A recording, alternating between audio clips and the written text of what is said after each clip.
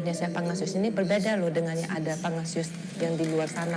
Mungkin dari segi kualitasnya yang kita tekankan gitu loh. Biarpun harga kita lebih tinggi, tapi kita punya kualitas yang lebih bagus dibanding dengan negara lain.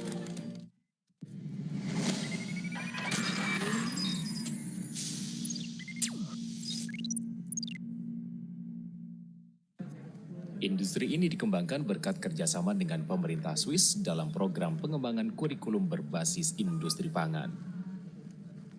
Jadi pemerintah Swiss melalui Swiss Contact membantu kita untuk mengembangkan politeknik, khususnya pada bidang industri pangan. Ini kita mulai tahun ini sampai 4 tahun ke depan, dan alhamdulillah kalau perkembangannya bagus, progresnya bagus, akan ditambah lagi 4 tahun ke depan. Ini dalam rangka meningkatkan kemampuan kita. Dalam hari ini adalah mengupgrade kurikulum kita disesuaikan dengan kepentingan industri.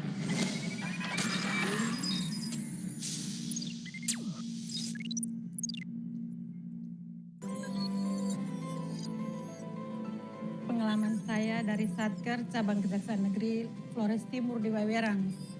Sebelum adanya OMSPAN, kita secara manual pergi pulang mengantar SPM dari Waiwerang, Larantuka ke ND. Waktu tempuh perjalanan sampai dengan 1 hari. Sekarang sistem keuangan sudah berubah dengan sistem online, baik di penganggaran, di pembayaran, bahkan sampai laporan. Adapun dalam menu OMSPAN kita berkonsultasi, dan situ kami bisa menerima solusi dari permasalahan yang kami terima di kepulauan.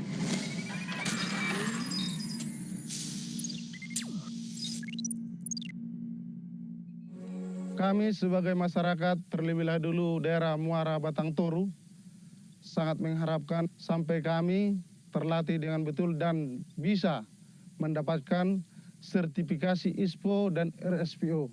Saat saya melakukan pendampingan kepada petani, saya menegaskan kepada mereka dengan lahan yang mereka miliki, melakukan perawatan yang optimal akan menghasilkan produksi yang tinggi, sehingga petani tidak perlu membuka lahan baru, sehingga hutan kita terlindungi, hutan tetap lestari.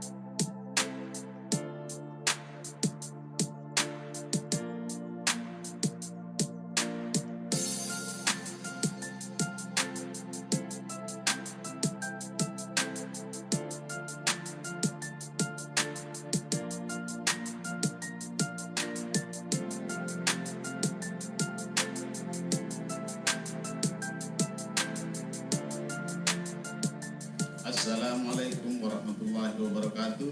Semangat pagi selalu, rekan pegiat energi. Saya Laude Sulaiman, Kepala Pusat Pengembangan Sumber Daya Manusia Ketenaga Listrikan, Energi Baru, Terbarukan, dan Konservasi Energi BPSDM Kementerian SDM, mengajak rekan semua untuk bekerja bersama kami mencapai kompetensi melalui kegiatan pelatihan, sertifikasi, dan kegiatan penunjang lainnya.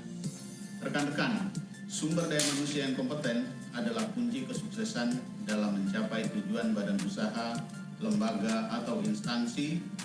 Pengembangan SDM dalam subsektor ketenagalistrikan, energi baru, terbarukan, dan konservasi energi BPSDM Kementerian SDM di Indonesia menjadi tugas kami yang tentunya tidak akan berjalan tanpa peran serta semua stakeholder termasuk Anda.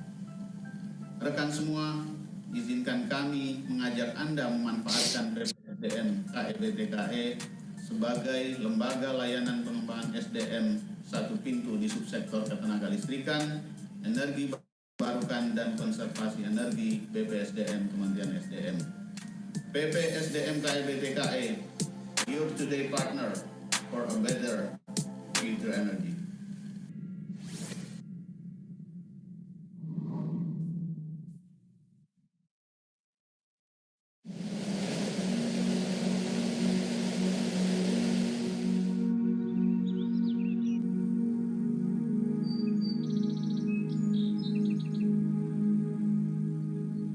Sebelum ada PLTMH, di sini tuh penerangan pakai lampu tempel. Nah, setelah itu pada tahun 1999 masyarakat di sini pakainya kincir tradisional. Alhamdulillah pada tahun 2007 dibangun pembangkit tenaga listrik mikrohidro dengan kapasitas yang terpakai di situ sekitar 2 kW dan menerangi sekitar 60 rumah. Setelah mengikuti pelatihan operator PLTMH di PPSDM Kabupaten Jakarta, alhamdulillah saya bisa menerapkan hasil dari pelatihan tersebut dan alhamdulillah PLTMH yang saya kelola sampai sekarang masih berjalan dengan baik dan bagus. Dan alhamdulillahnya lagi saya bisa menerapkan kepada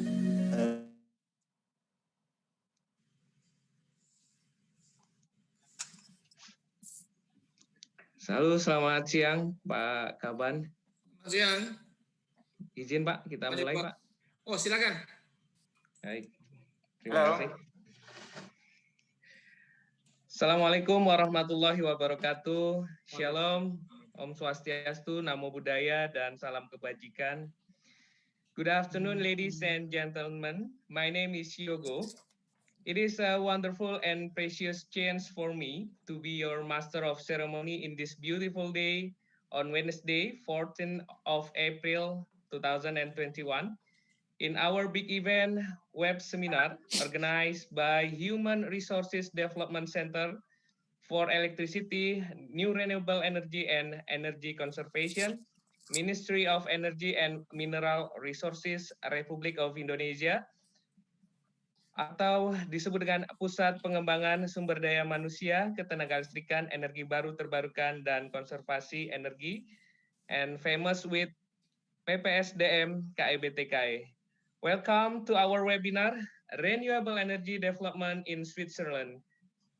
All right, first of all, we would like to say praise and thanks to Allah Subhanahu wa Ta'ala, the Almighty God, who has been giving us a guidance, happiness, and healthy, so we can attend and participate in this event. I would like to say thank you to the all attendants who take the time to join our web seminar. Hopefully you can add insight by discussing together and on this occasion. Okay, for the new information, currently there are 426 participants has joined this time. Next, I would like to greet warmly and welcome to the Honorable, kepada yang terhormat Bapak Kepala Badan Pengembangan SDM ESDM. Selamat siang Bapak Prahuro. Selamat siang Pak Jonathan. Terima kasih Bapak. Then I would like to greet warmly Your Excellency Bapak Laude Sulaiman, Kepala Pusat Pengembangan SDM Ketenagalistrikan, Energi Baru Terbarukan, dan Konservasi Energi. Good afternoon, Mr. Laude. Afternoon, Pak Yogo, and also good morning to Switzerland. Good morning. And, well, I'm here in Jakarta. Okay. And then with we respect to the high leaders and head of work units within a BPSDM SDM and the Ministry of Energy and Mineral Resources. And now it is my pleasure to introduce our guest of honor and speaker in this webinar. Firstly, the Honorable Switzerland Ambassador for Indonesia, Mr. Kurt Kunz. Nice to be. I'm Good afternoon, Mr. Kunz. Good afternoon. Apa kabar? Kabar baik. Alhamdulillah. Terima kasih, Mr. Ya, Kunz. terima kasih. Thank you for taking time to be here. It is a pleasure for me. All right.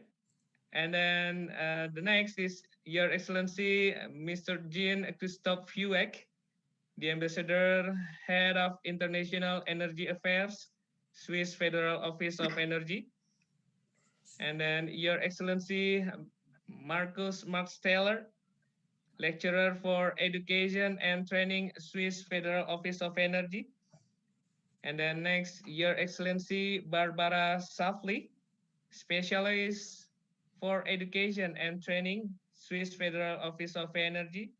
Your Excellency, Martin Stottel, Team Leader of Renewable Energy Skills Development, or we call it Project Kerjasama SECO dengan BPSDM, ESDM.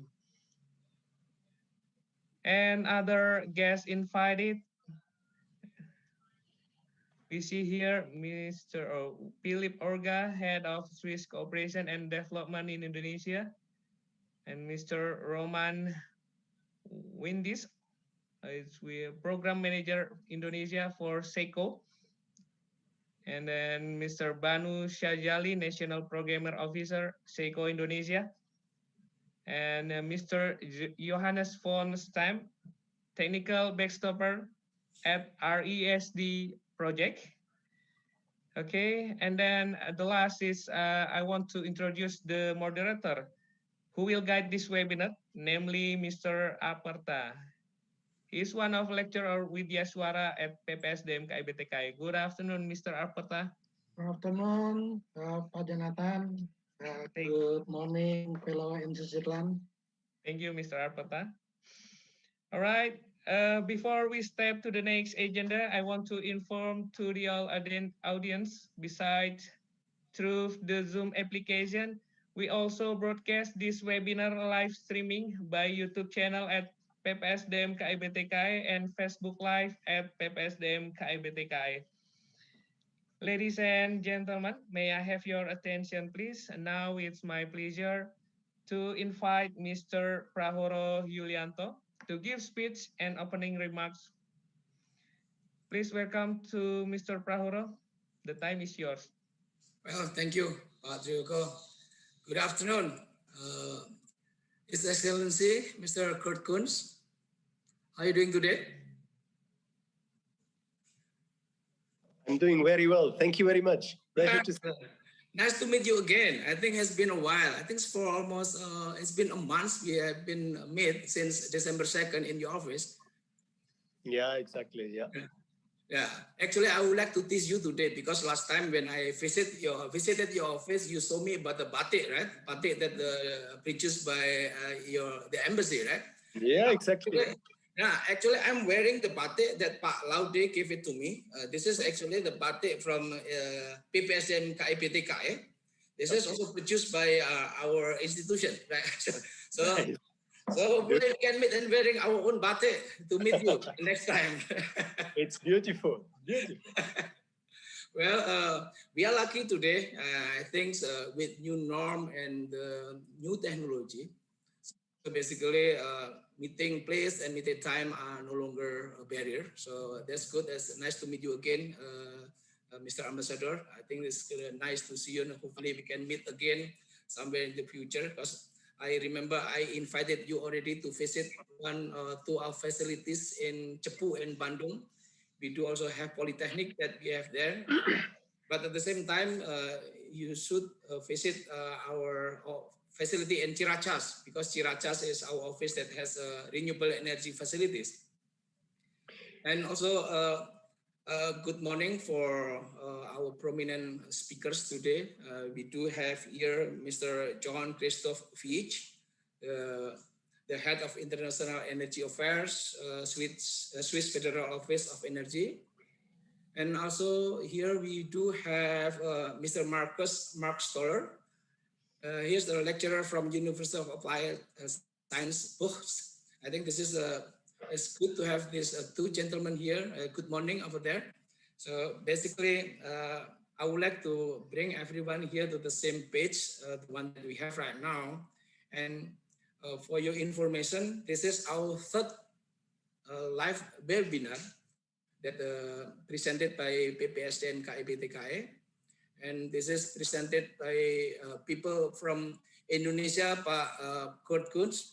This is basically presented people from Sabang to Merauke. And the good one, this is free. Yeah, this is free, Pak Kunz. So hopefully we can produce more activities like this one again in the future to collaborate between the two countries.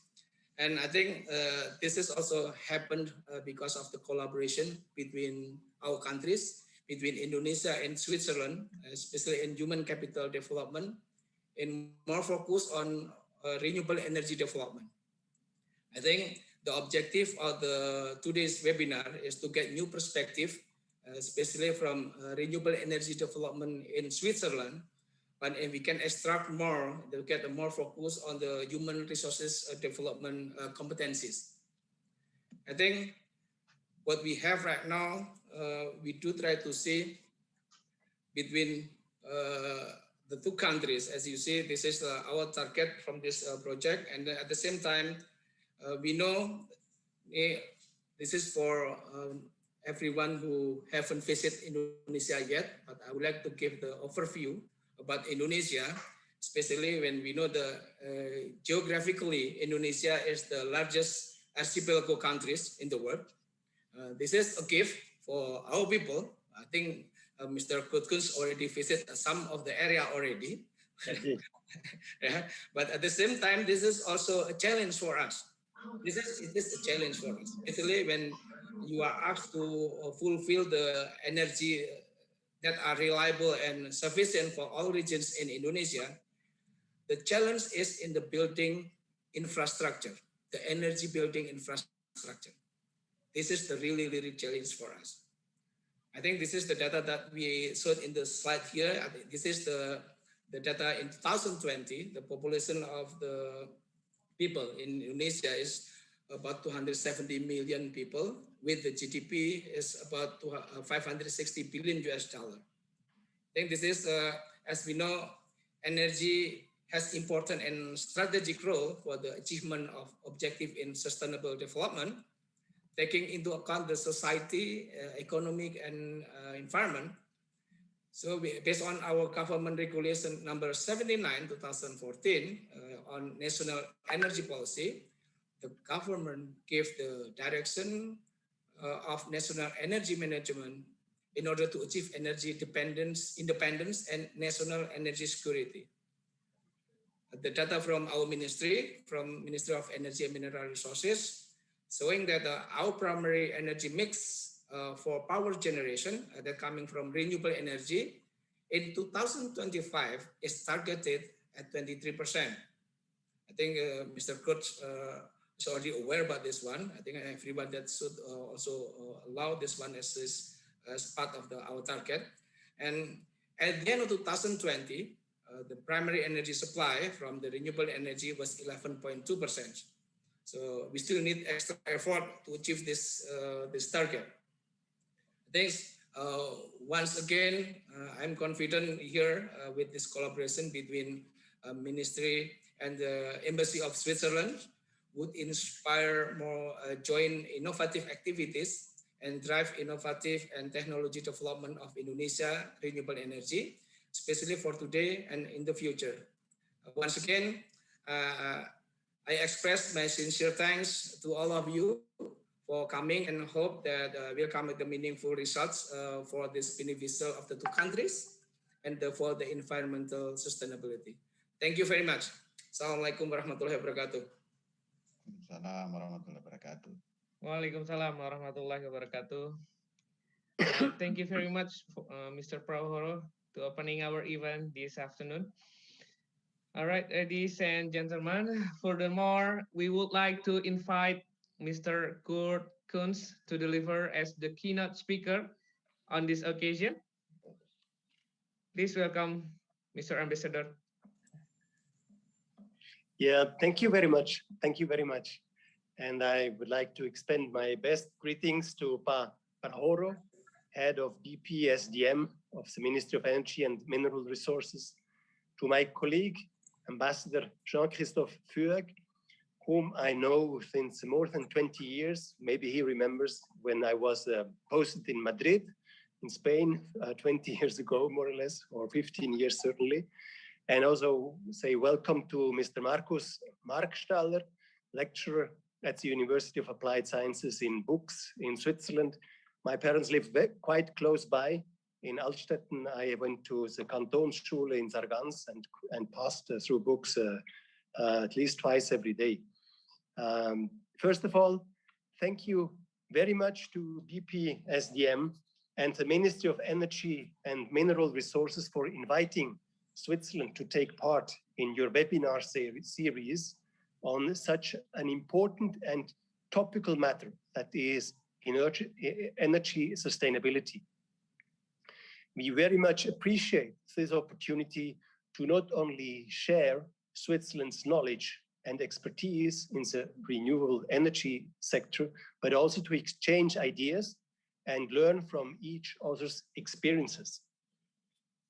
In Switzerland and all over the globe, sustainability in the energy sector is heavily linked to global climate change and greenhouse gas emissions.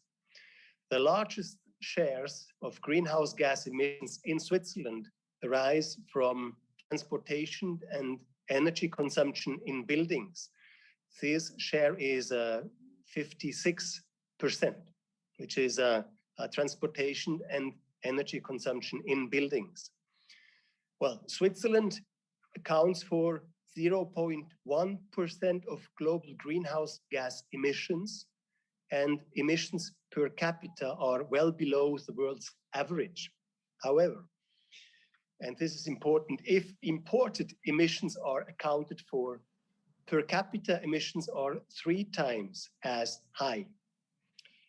Switzerland's commitment under the Paris Agreement is minus 50% CO2 emissions versus the 1990 level, of which at least 37.5% are to be reduced domestically. Up to 12.5% are to be reduced through international offsets. We choose this approach because we want to contribute to reducing emissions caused by our imports. In this respect, Switzerland is the first country to sign agreements with selected countries for credible and verifiable offsetting projects under Article 6 of the Paris Agreement. 2 such agreements with Ghana and Peru have already been signed. A few more are being negotiated, and we would also be prepared to enter into formal discussions with Indonesia. To reach our 2030 Paris target, the Swiss Parliament adopted a revised Co2 Act last September. It introduces additional instruments such as raising our CO2 tax rate on heating fuels, on more offsetting of transport emissions, and an aviation tax. Before entering into force, the act will have to be approved by a referendum in June, in 2 months. Switzerland aims to achieve net zero greenhouse gas emissions by 2050. This means that by 2050, Switzerland should not emit more greenhouse gases than can be absorbed either naturally or through technical means. Switzerland is privileged given that its electricity production is from hydro, nuclear, and renewable, and therefore practically emissions-free. Still, our energy strategy 2050 foresees a steep increase in renewable electricity to gradually phase out nuclear energy. In 2019, 62% of our electricity was from renewable sources, 56% from hydropower, almost 6% from new renewables, about half of which is solar, 35% from nuclear, and 2% from fossil fuels. Hydropower is by far the most important domestic source of renewable energy. Well, as climate change is a worldwide issue, Switzerland also acknowledges the importance of combined efforts amongst the global community. Therefore, we very much welcome and support Indonesia in its commitment to increase its share of renewable energy to 23% of the overall energy mix by 2025 and to 31% by 2050. Considering the abundant yet largely untapped potential of renewable energy in Indonesia, we believe that support can go a long way in terms of assisting the country in achieving these ambitious targets. As such, we are very proud to have recently established a cooperation agreement with the Ministry of Energy and Mineral Resources through an MOU on cooperation in skills development in the renewable energy sector in Indonesia, signed in September 2020. Subsequently, Switzerland and Indonesia have also signed a project arrangement document as a concrete follow-up to this cooperation by launching the Renewable Energy Skills Development Project, which is currently in the preparatory stage of implementation. Through this project, Switzerland is further strengthening and diversifying our long-standing record of engagement in vocational education and training in Indonesia. Energy transition is an urgent matter, not only for Switzerland and Indonesia, but for the global community as a whole. Decarbonizing and replacing fossil fuels, utilizing more sustainable sources of energy, and energy efficiency are crucial in addressing climate change, upholding environmental integrity, protecting biodiversity, and realizing an overall brighter future. From a practical perspective, it is also in our economic interests to achieve these targets, as the social and economic costs of unaddressed climate change far exceed the costs of its protection measures. Overall, the journey towards a more sustainable energy sector in Indonesia looks to be gaining momentum. In addition to the emissions and renewable energy commitments made by the government of Indonesia, we are also observing the development of the planned renewable energy presidential regulation that is currently being deliberated, with the hope that this provides the push necessary to tap into the country's huge renewable energy potential. Again, we very much appreciate the invitation by BPSDM to take part in this webinar. We are looking forward to a fruitful discussion, exchanging knowledge through our experiences, and hopefully provide some insights into the energy discourse between the two countries. Thank you very much.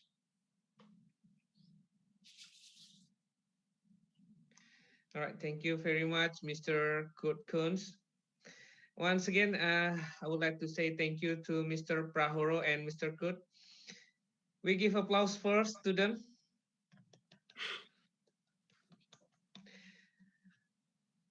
Okay, let's keep on to the next agenda. We will taking a picture together. Please be willing to open the screen.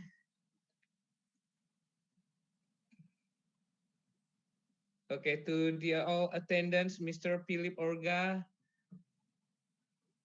Barbara Selfly, and Mr. Roman Windis, Mr. Johannes, could you please to open your screen? We will taking pictures together.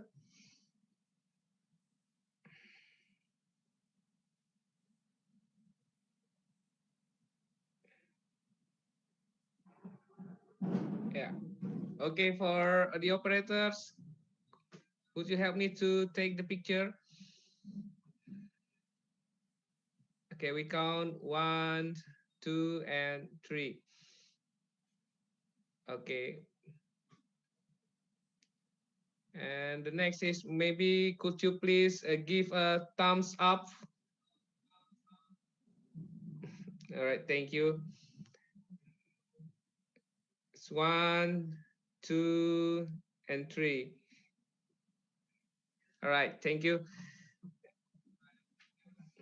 Dear Mr. Prahoro and Mr. Kurt Kunz and other invited guests, I would like to inform you, if you have another activities to do, you may leave this meeting and we will continue it with the speakers who have been present this time. Okay. Mohon izin semuanya. Thank you for coming to this webinar. Makasih Pak Prahoro. Thank you very much, Mr. Ambassador. I will stay for a while. Thank you. Okay. We continue. Once again, we want to greet the participants. Current position of the participant has reached 496 people. Thank you for coming to this time. Before we starting, I will give a little explanation to the participants. Firstly, at the end of this webinar, we will provide an evaluation link that will be displayed in this Zoom chat. Please fill it in because we will use the data to validate the certificate for this certificate. So participants are able to take part in this webinar until it's finished. And the second, we will give free training vouchers to the 3 best questioners on the Q&A feature, which the moderator will announce later. So please give the best question.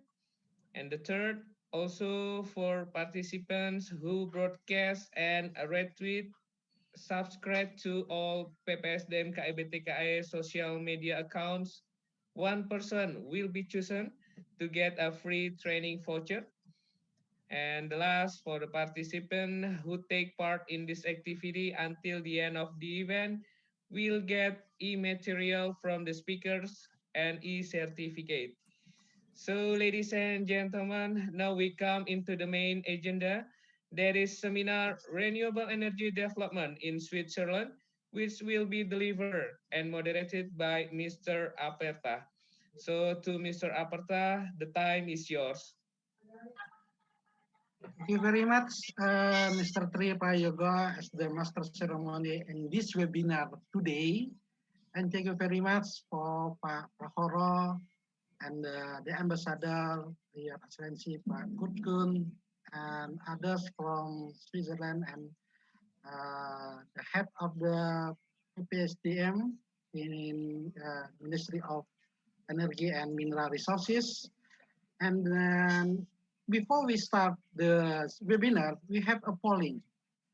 Jadi sebelum kita kepada partisipan, sebelum kita memulai webinar ini, kita ada mengisi survei. that we must be complete by the participant for the 1 and 2 minutes to fill the survey. Oke, jadi peserta silakan untuk mengisi survei sebelum kita webinar yang mulai ini dalam waktu 1-2 menit ke depan. Dipersilakan.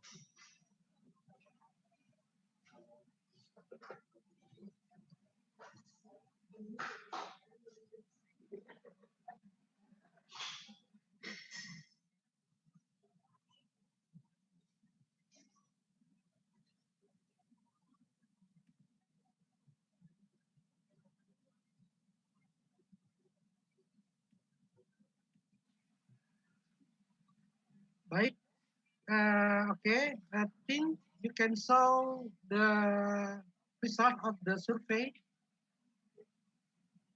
Okay. In the first of the question, which one best suit for your profile? Yeah, most of the from government official, some from the student and private sectors and lecturer.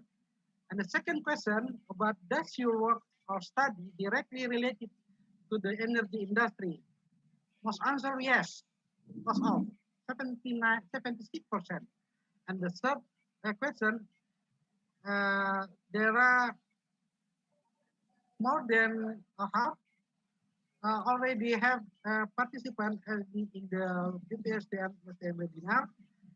And the question number 4, if you can only choose one, why do you think we should transition to suitable energy sources? More the answer about the good for the environment, 69%. And the last question, you feel that they feel about the Switzerland cooperation with Indonesia and renewable energy. So more about cooperation with Indonesia and Switzerland in the renewable energy sector. This is the result of the polling that we can take in this webinar this afternoon at Indonesian time, and we can continue about the topic in this webinar today. We have 2 topics. The first topic about introduction to renewable energy and energy efficiency in Switzerland, CO2 taxation can bring by Mr. Jean-Christophe. And the second presentation, second topic about renewable energy education system in Switzerland by Mr. Marcus Marksteller. Okay. Before we start the first presentation from the Mr. Jean-Christophe, I will read about this CV. Jean-Christophe joined in the Swiss Federal Office in Energy in 2001. His data include negotiation for the electricity agreement with the EU, representing Switzerland at the governing board of the International Energy Agency, EIA, Energy Charter, International Renewable Energy Agency, and the bilateral energy relations. Education background, Mr. Jean-Christophe is in the International Relations Russian at History of Geneva University, Henley College, UK, Senior Management Master Program, Institut Français de Pétrole, Économie des Systèmes Électriques, and the Francis, de France. And this is all about the curriculum prepared by Mr. Jean-Christophe. So, we have no much time in this webinar. Pak Zan Christopher or Mr. Zan Christopher, you have 10 and 50 times to deliver and bring your presentation in this webinar. For the Mr. Zhang Christopher, time is yours. Thank you very much, Pak Aperta. Can you hear me? Yes. Am I audible? Clearly. Okay. Okay, I understand that somebody will actually display the slides, and I just a small remark about our speaking time or my speaking time. As I said, I will actually afford the last 5 minutes of my speaking time to a colleague of mine, Mrs. Barbara Schäfli, who is a colleague in the Swiss Federal Office of Energy dealing with education, professional education for energy matters. So without any further ado, if you can show the next slide, please. My first two slides will be about electricity, because I understand that the program, the educational program, which Switzerland is launching with Indonesia, is actually focusing on electricity. In terms of climate, actually, when it comes to the electricity mix, Switzerland is quite blessed, since we practically have no fossil electricity from fossil fuels. As the ambassador has already said, you see on the pie chart on the left our current electricity mix. The challenge going forward, and that is on the time chart, which you do see on the right, going forward to 2050, is that we have decided through a popular vote to phase out nuclear. And sometimes in the 2030s, nuclear, the last of our 5, well, there's only 4 left now, nuclear plants will actually phase out. And we will need to replace that gap from nuclear electricity with new renewables. That's the green hashed surface, which you do see there. That requires a dramatic ramp up of new renewables. It will not actually cover demand until about 2050. So there will be a time interval where Switzerland will be a net importer, mainly in the winter. That's one of our particular challenges. I will not dwell on that because it is of no relevance to Indonesia. Next slide, please. So how do we finance renewables? We have a grid surcharge of 2.3 Swiss cents, which corresponds to 32 Indonesian rupiah per kilowatt hour. And that actually amounts to about 1 billion Swiss francs, which I converted there is about 16 trillion rupiahs per year, which are allocated to different schemes, which you do see on the pie chart on the right. The majority of these schemes, those that are circled in red, relate to the promotion of new renewables. So the classical feed-in tariff or feed-in premium, which you see, which is more than half. But we're also gradually shifting, like many countries in the world, in Europe, from actually a feed-in premium, which actually monopolizes a lot of finance over time periods of 15 to 20 years. So we're moving to a system where we do pay upfront investment aid, and that's the yellow part there. And that share will continue to grow in the future at the detriment of the feed-in premium system. Switzerland, as you have seen, has a lot of large hydro. Now, because of peculiarities due to the European electricity market, but also to so-called royalties, which we need to pay for the use of water in Switzerland, large hydro is also needs support, and that is also comes from this grid surcharge. And you see there, those are the segments in blue. We also do, and this is a big discussion in many countries in Europe, but probably it will be a discussion if one day Indonesia embraces a similar system, will be the additional cost of electricity which electro-intensive industries have to pay. So very often these are exempted, so that also costs something, which is the black segment there. And then as a last point, and I'd like to underline this, is the gray segment at the very top.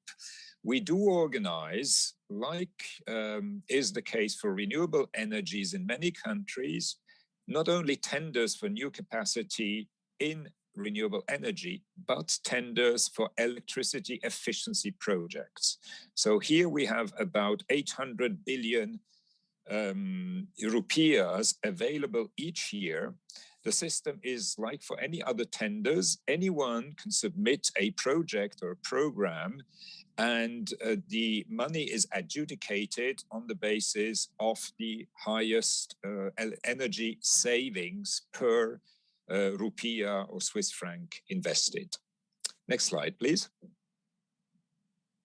Now I'm moving from the electricity to the heat and transport sphere or sectors, which are relevant for climate policy and for CO2. As the ambassador has already said, our target for the Paris Agreement is minus 50%, of which at least 37.5 are to be achieved domestically, and the rest through offsets, international offsets. We have just, or Parliament has just revised our CO2 law, which contains all the instruments for us to reach the Paris Agreement. The Swiss system is such that people can always override a parliamentary decision. So we will have a referendum on this law coming June. The flagship instrument in the law is actually a tax, a CO2 tax on stationary fuels, that is on heating and processed fuels, which was introduced in 2008 and has progressively increased to a level of 1.5 million rupiahs per ton of CO2. This tax rate can further increase if we are not on a emissions reduction path. There's actually an automatic mechanism in the law to do that. Like many other countries, well, like Europe, but also some provinces in Canada, California, now China, we have an emissions trading system for large emitters, and that system is linked with the EU trading system. Transport is a very tricky issue climate-wise because they have very strong lobbies. So far, we have not been able to impose a CO2 tax on transportation fuels. What we do instead is that the fuel importers or users and retailers levy a very small fee which they use to finance offset projects both in Switzerland and internationally. And that levy can further increase to up to 50 Swiss francs.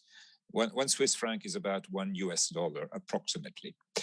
That law will also introduce an aviation tax, so we will have to pay for every flight ticket, depending on distance and class, between 30 and 120 US dollars. And what is very important is that parts of the revenues generated through the CO2 tax and the future aviation tax is actually recycled to the population. So basically, the system is that it rewards people who are climate frugal. People who do not emit a lot of CO2 get some of the tax reimbursed through a health insurance premium. And also the economy, that is enterprises, also do get part of that revenue refunded through wage costs. And then another part, about half of the revenue from the from the tax goes to various programs. Currently, we have a huge buildings refurbishment program about which my colleague, Mrs. Schäfli, will talk, at least indirectly, in a minute. And then the next slide, please. And this is where we stand right now. You do see, this is just new renewables. You see that electricity-wise, solar is by far the largest technology. We are not a wind country and there's a lot of opposition. So we also expect in the future most increases to come from solar photovoltaics. On the right-hand side, you see renewable heat, which is very often actually overlooked or neglected. Here, actually, the largest contribution is wood, but also, mainly in the building sector, ambient heat, which are basically heat pumps. And with that, I thank you very much. And I would leave the remaining time to my colleague, Mrs. Schäfli. Thank you very much, Mr. John Christopher. Maybe we can continue to Mrs. Barbara Schäfli. This time is yours. Okay, thank you very much. Can you please put on my slides as well?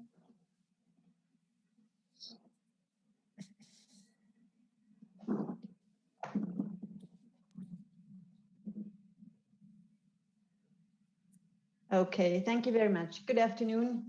Ladies and gentlemen, Swiss Energy is a service of the Swiss Federal Office of Energy. It is focusing on the promotion of energy efficiency. No, just go on to the last one. Yeah, thank you. It is focusing on the promotion of energy efficiency and renewable energy. I'm happy to present you a short insight to our education activities.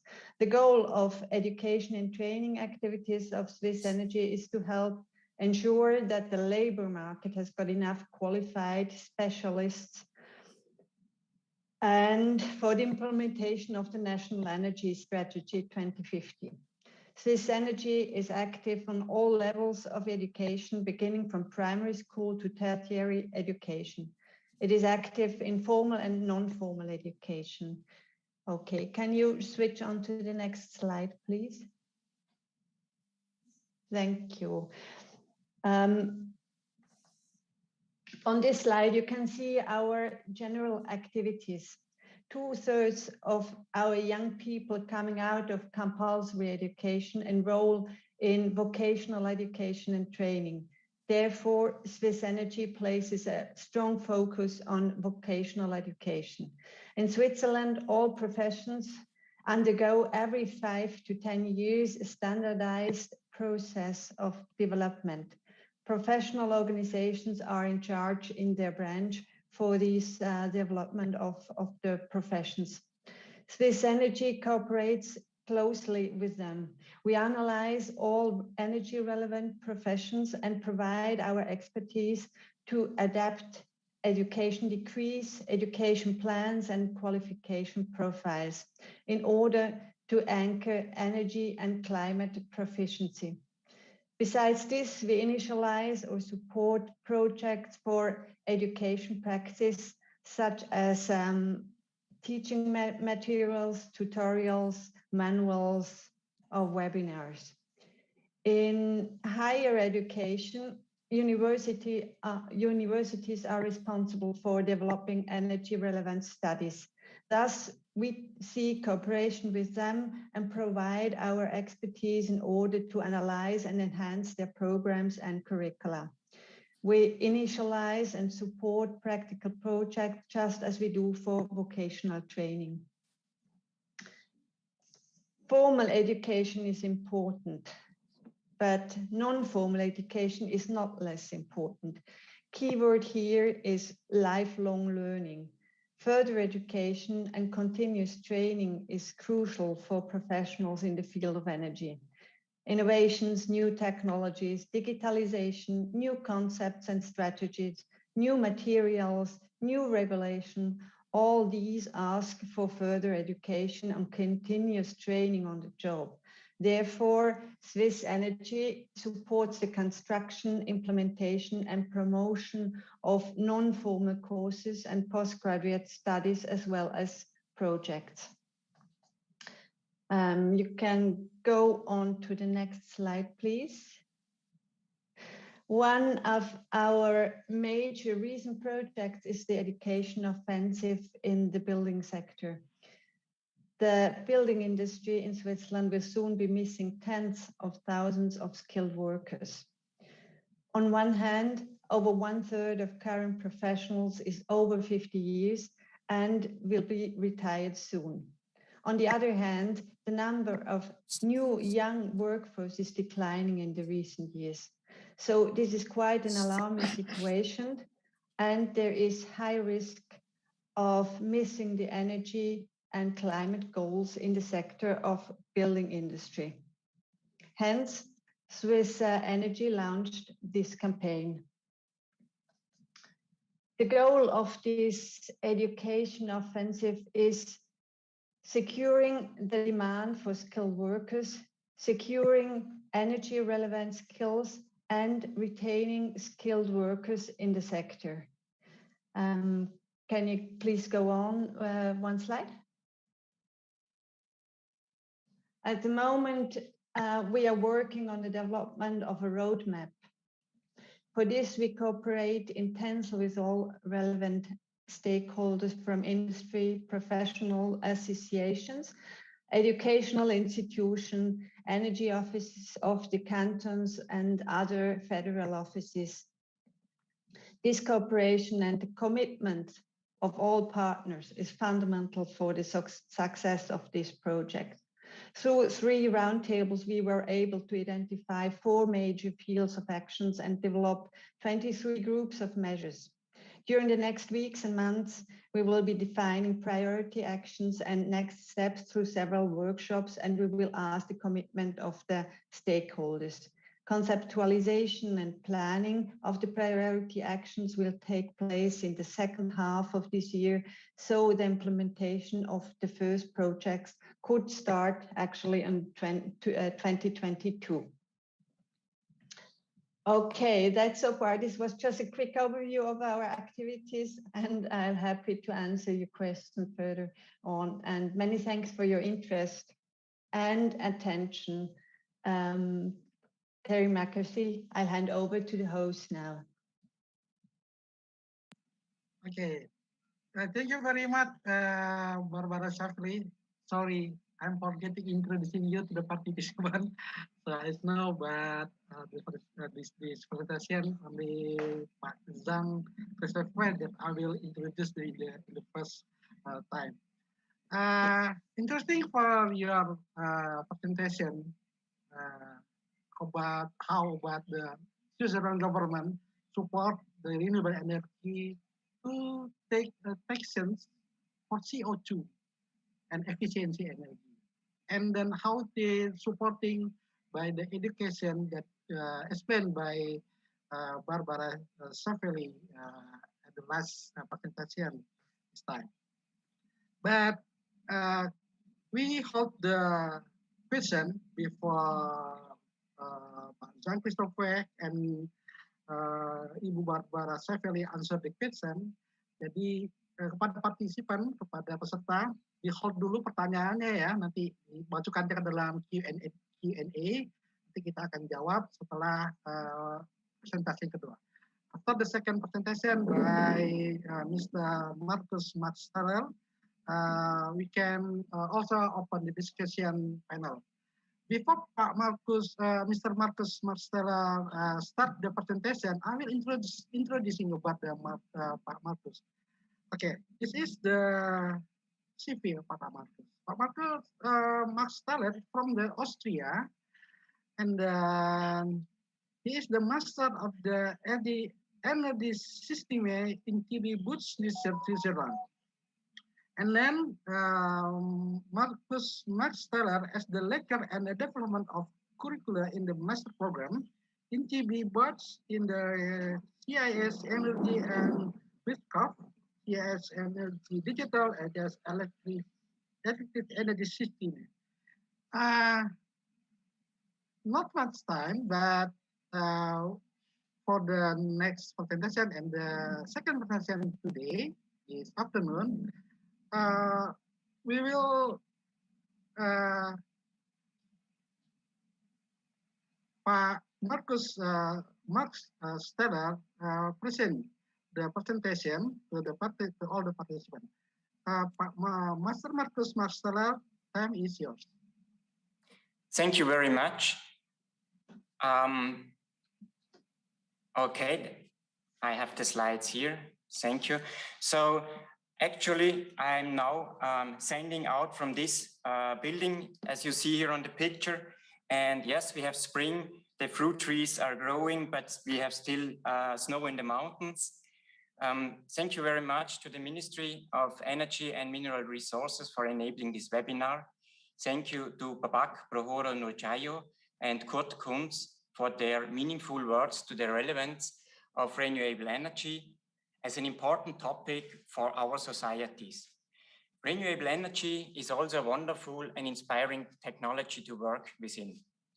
Thank you to Jean-Christopher Fulp and Barbara Schäfli for demonstrating valuable instruments to enable energy in education and of course in the realization. In my presentation, I have 3 points. First, energy transition, which we already had. And the second is Swiss education system in general. And the third point is how we implement the renewable energy education training in our daily courses. So the next slide, please. We saw that climate change is an important reason for renewable energy. This is one force behind the energy transition. A second point is the interest of the private sector as renewable energy is a business. So we continue to the next slide and you will see there, maybe the next slide, you see there companies, worldwide companies who are working with renewable energy targets in their daily business. And on the next slide, I will show a third point, a third force behind the movement, the renewable energy. This is when you're looking to your computers and laptop or mobile devices, all this new technology run not on fuel or on coal. These devices run with electric power. This makes sense, of course. In the picture to the right, you see a steam-driven train in the Alpine mountains. Today, only for nostalgic purpose, but this was also in the past. In fact, the railways over the mountains were electrified more than 100 years ago. And this has one reason. This was the power density. To the physicists, they know this is the second law of thermodynamics, the reduction of entropy. And we see from the technical point of view, a strong movement to higher energy densities. Or we call that, this is the future movement will be in electricity. Now we have a look to the production technology of electric power. So we come to the next slide, please. And I divided these production technologies in 2 groups. On the left, you see the fuel-based electric energy production. We call these centralized power plants because these power plants are big in size and power here in Europe.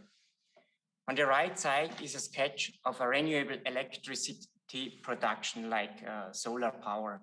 These plants are typically comparative small and called decentralized power production because the power plants is spatially distributed in the country where you have a good source of energy like wind or solar power.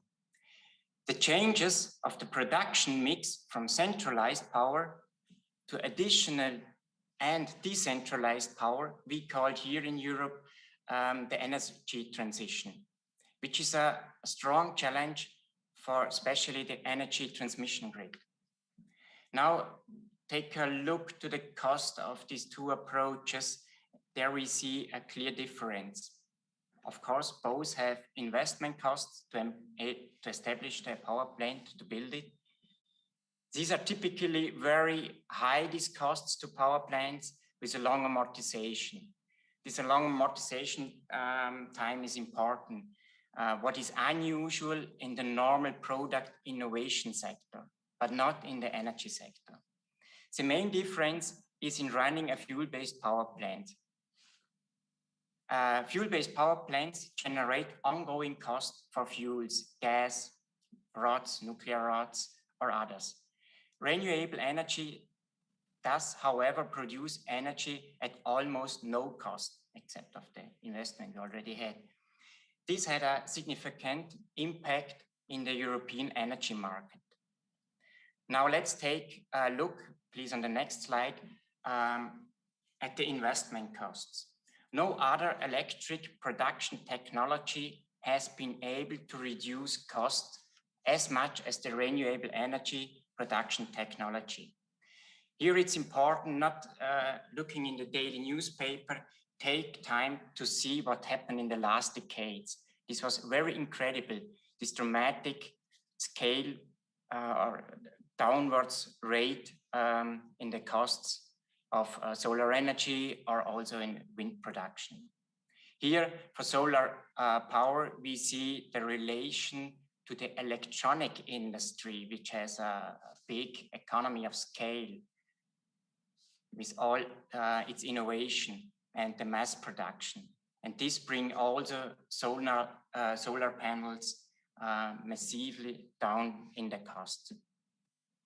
So these financial aspects are an additional force in the energy transition. And transition, now we come to the next slide. And transition means change. We are leaving a known system and will enter in a new one. What does this mean for education? We can't describe how a job profile will look like in the future. We don't know. We're going into the future. There is no renewable energy. There is no renewable energy engineer as a job description because there was no central or full power engineer in the past. In my renewable energy programs, I see graduates who are of course working in the energy engineering sector, electricity utility sector, or in the energy component companies, but also in the IT sectors, mobile communication, real estate companies, in investment or in the banking sector. Half of the participants are coming from the energy sector in a broadest sense. And the other half are career shifters who want to be prepared for the future in renewable energy. Now take a look to the education system in Switzerland, and I will come to the next slide, where we see it's similar to the education systems around the globe, with compulsory primary and lower secondary school, and a higher secondary and a tertiary level. At the level of bachelor and master, that's the main where I'm talking of, is we have universities, as we know, and here we have also a very important part, the University of Applied Science. The participants of the universities are coming along the general education with a higher secondary degree. This is in the technical part, 1/3 of all engineers we have here in Switzerland. 2/3 are coming from the applied science, where the majority of technical engineers are coming. The typical way to a University of Applied Science in Switzerland is coming from a 4-year technical apprenticeship. This form of education is typical for Switzerland. Young people are learning on the job. So in apprenticeship, they earn money, they are working 4 days a week in the job and in a training for practical, and go to school for 1 day per week. If we look at Europe, we see that apprenticeship is a concept strongly used in central, mainly German-speaking part of Europe. We come to the next slide. You could call this system as Alpine education system because it's established in and around the Alpine mountains in the Central Europe. Why is this practical oriented training important? So here we see from the statistic that we have a higher participants coming from the secondary apprenticeship approach on the left side. But I want to come to the next slide. Why is that training so important? First, we have to look to a very important question. What is knowledge? Not only the old Greek philosophers, Socrates, Plato, and Aristotle were racking their brains over this issue. What is knowledge? We can divide knowledge into 2 groups. On the left side, there is explicit knowledge, which we can learn by reading, listening, and observing. On the right side, you see implicit knowledge, or body knowledge, or tacit knowledge, we call it. We can only learn by doing.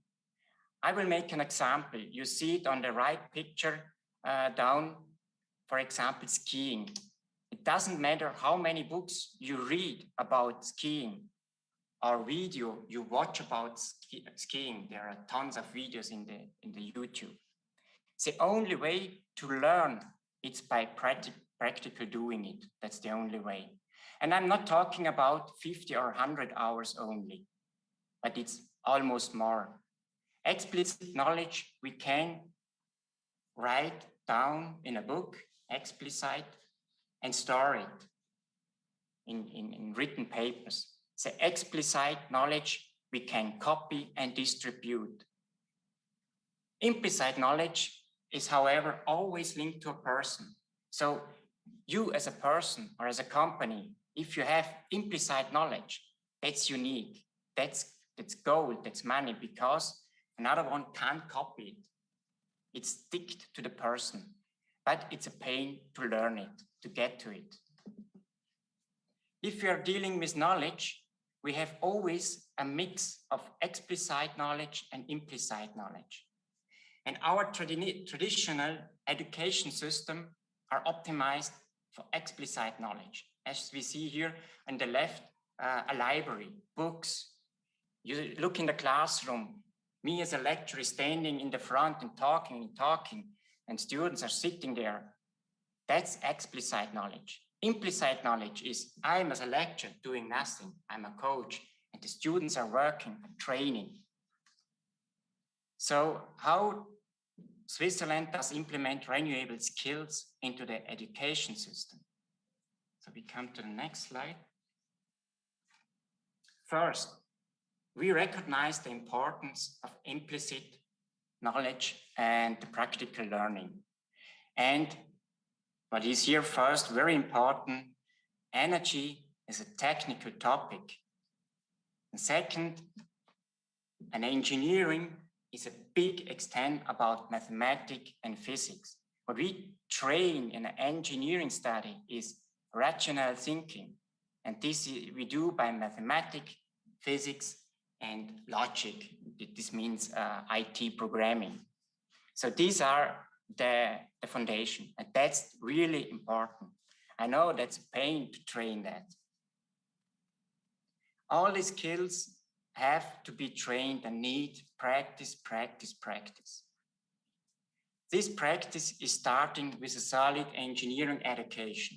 For example, electrical engineering, or mechanical engineering, or civil engineering. This is something where you already have learned physics and mathematics and you train it in the application, electrical, mechanical, and civil engineering. This is a practical training of the basics and the foundation to build on it. Renewable energy is an application of these skills to a particle sector. And therefore, the focus needs to be on the basic in engineering skills in the first place. As a consequence, we don't teach renewable energy in our courses, but we train people to be excellent engineers at the example of specializing for renewable energy. That's the way we go for. So we use renewable energy as an example to always to train the rational thinking. So I will come to the last slide, and thank you very much. I will summarize these three topics. First, energy transition, renewable is coming. Of course, we have three reasons. One reason is business. And we have a change. The energy transition means we have a change and we have to be prepared for the future. So we leave old structures, established structure. The second point is with the education system, always be provide that you have two groups of knowledge, implicit knowledge and explicit knowledge. And we have also always to deal with a mixture of it. Implicit knowledge, there is only one way to practice. That's very important. And the third point in my talk was implementation of renewable energy in the trainings. Focus on the basic, train rational thinking at an example, mathematics, physics, electrical engineer, mechanical engineering, or civil engineering. Thank you a lot for that talk. Thank you very much, Mr. Marcus Marcus. Very interesting here. We talk about the educational to the renewable energy. As we know, just as future energy, renewable. How educational is one of the most important things to support to the renewable energy. How to combine the, Mr. Marcus said before, but combine the explicit knowledge and the implicit knowledge. Combine about the knowing and doing. Knowing and doing. So there is about 34, yeah, maybe 34 questions here in the question and answer room. But before we continue to the participant, so in the panelist room, are there a question for the panelists? Maybe Pak Laude, head of the PP State Committee KE, or the Pak Nugroho, maybe for you for the question. Thank you, Pak Berta. Pak Laude, okay. Can continue to other participants. Thank you. Okay, thank you very much. So we can continue to the participant here. I have choice, maybe just only one first for the question here from this moment. Okay.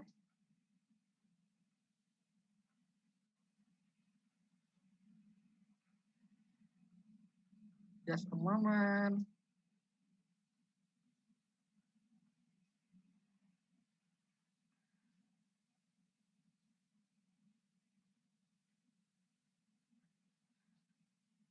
Okay, I just forgot where is the person that gave the question.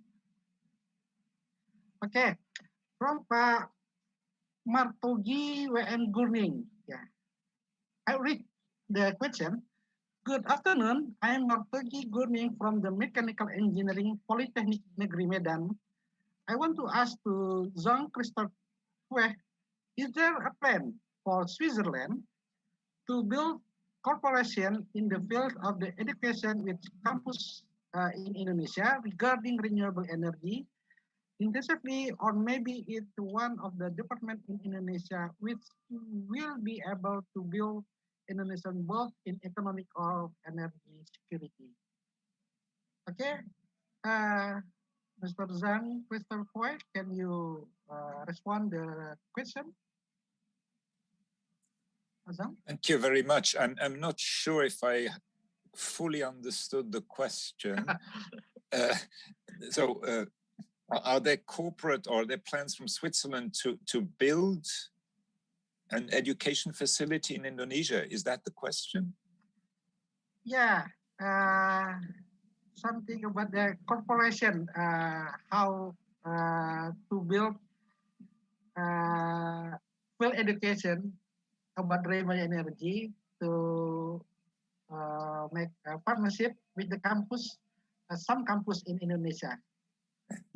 Okay, I think maybe I see that my colleague, Mr. Windisch or Mr. Orga, who may be more competent, or I see Mr. Stotele has raised his hand, so I think he's more able to address that question. Okay, continue to Martin. Terima kasih banyak. Switzerland actually has a project just started when it comes to assisting Indonesia in the implementation of educational activities in renewable energy. The project intends to cooperate with 5 polytechnics to introduce specialization programs at the 7th and 8th semester of the 4 programs, specializing in renewable energies along that example we heard about in Switzerland, plus assisting as well other training providers in setting up short courses in renewable energies. So Switzerland is very, very well aware of the needs and is just about to start such a project to assist Indonesia. Okay, how answer the question, Gurning? Yeah, so we can continue to the next question. Is from Azaria Haikal Ahmad. Good afternoon. I'm Azaria Haikal Ahmad from Mechanical Engineering student, Bandung Institute of Technology. I want to ask a question. Oh, maybe Mr. Kunz still here or not? Okay, maybe yes. They're still here. Okay, Mr. Kun. Why hydropower has the most capacity of the renewable energy there? Because I think in Indonesia, large hydro have some social and environmental issue. So the large hydropower plant is the hard to develop in Indonesia. In how we tackle about that challenge? Yeah, thank you very much. If I may start with the answer, Switzerland is a very, very alpine country with around 40 peaks higher than 4,000 meters. So a lot of rock and valleys, which are easily to be used for hydropower dams. Big difference between higher levels and lower levels. In Switzerland, only around 40% of its surface is inhabitable, because the rest is covered by mountain and also to some degree by lakes and rivers. This is, I think, traditionally and historically gives Switzerland a very strong position in creating, in producing energy by hydropower. We once, 100 years ago, we had the biggest water dam on Earth, but this is a long time ago. Now we have much bigger constructions elsewhere in the world. Now Indonesia has a different topography, and the situation has to be analyzed according to the reality here. I mean, something I frequently heard here is hydropower in rivers, but without building dams. They're taking more advantage of the natural flow of rivers, so creating less disturbances related to population and cultivation possibilities along the river. Thank you. Thank you very much, Pak Kunz. Hope answered the question, Azaria. Maybe to reduce the issue of the environmental and social, I think micro hydro is more suitable for the energy hydropower in Indonesia. But this is my opinion. Okay, for the next question. Okay, this is. Sorry, excuse me, Pak Aperta. I think Mr. Jean-Christophe Vieck would also like to answer that question, if he may. Thank you very much. Oh yeah, I'm sorry, Mr. John. I didn't see the right hand. Okay, Mr. John, please. No, just very briefly. We all know that there are many challenges, sustainability, social, and other challenges related to hydro.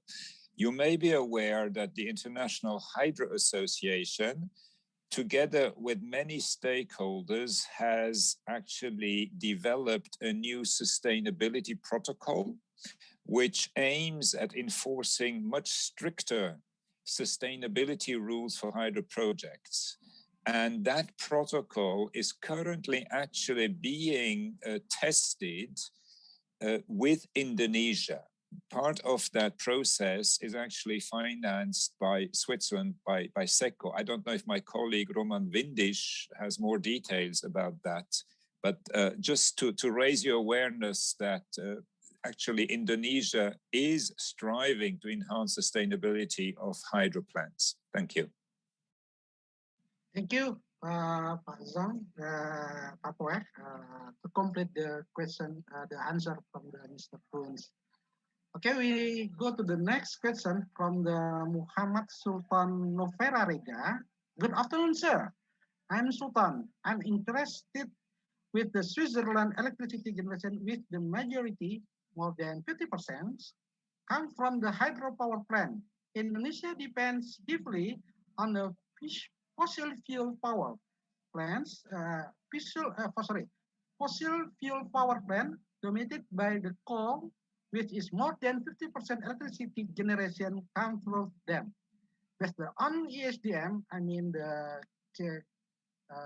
ministry data, we have 75 gigawatt total potential of hydro energy to be converted into electricity and only utilized by 7.4%, about 5.5 gigawatt out of the 75 gigawatt per 2019.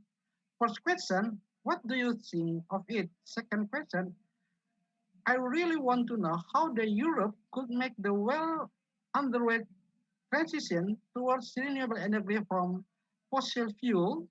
Third question, how to make renewable energy production cost is competitive compared to the fossil fuel cost production. Okay, maybe this is to the Mr. Jean-Christophe Vieck or Mr. Kunz. Okay, thank you, Fazan. Thank you very much for the question. It would take a long time to respond. Actually, I had the privilege to lead an expert team by the International Energy Agency in 2014 to review Indonesia's energy policy. I've looked also at more recent works by the International Energy Agency. The fact is that one of the major hindrances for renewable investment is the high cost of capital. And unfortunately, many emerging economies have a much higher cost of capital than OECD economies. So this is a major issue that a country like Indonesia has to strive to reduce its country risk and the cost of capital. The other thing is that if you look at recent investments in the electricity sector in Indonesia, most of that foreign investment is dominated by China and other Asian investors. And most of that is actually associated with PLN, the state company, the state utility. And there you run into these typical problems of the guarantees for the power purchase agreements and many other issues. So, and the result, unfortunately, is that most investment over the last few years has gone into coal-fired power and very little into, some into geothermal, some into small hydro. Which is unfortunate because of the Indonesia being such an archipelago. So it's very propitious actually for decentralized power. So, but I think Indonesia is aware of it, and you really have to start at the very top in order to improve your investment climate, reduce the country risk, bring the cost of capital down, and also enforce maybe some more stricter rules. And I know that the government is currently actually elaborating new legislation and regulation for that in order to nudge investment more into renewables than has been the case so far. Thank you. Okay, thank you very much. Mr. Kue here. Okay, have answered the question. Okay, maybe this is for the education, yeah. From the Insinyur Joni Herdiawan, STMM. I am a property manager and concerned about the green energy. Do you have a short program for us? Okay. Could be connect with some industry there. Thank you. Maybe Pak Marcus, Max Thaler, or Mrs. Barbara can answer this question.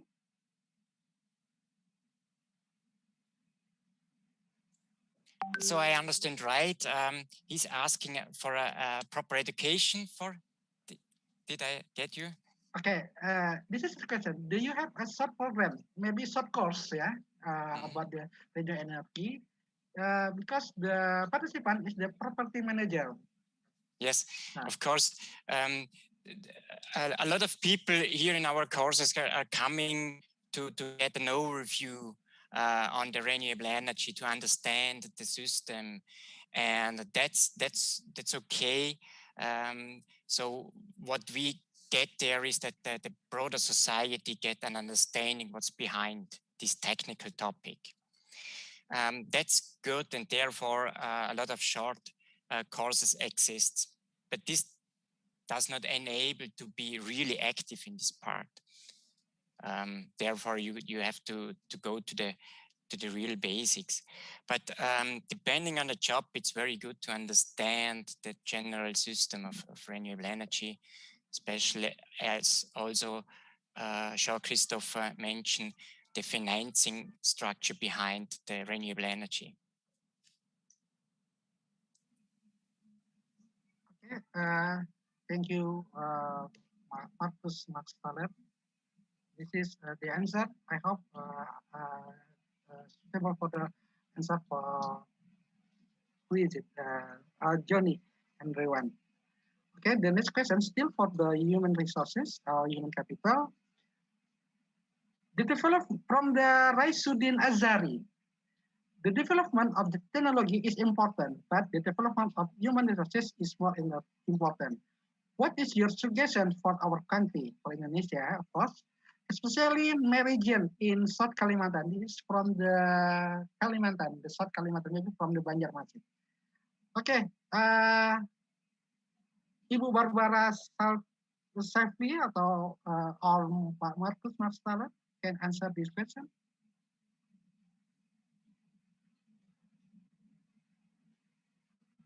Yes, that's really right, that you have to invest in the human capital regarding this topic to enable renewable energy. That's a very important issue.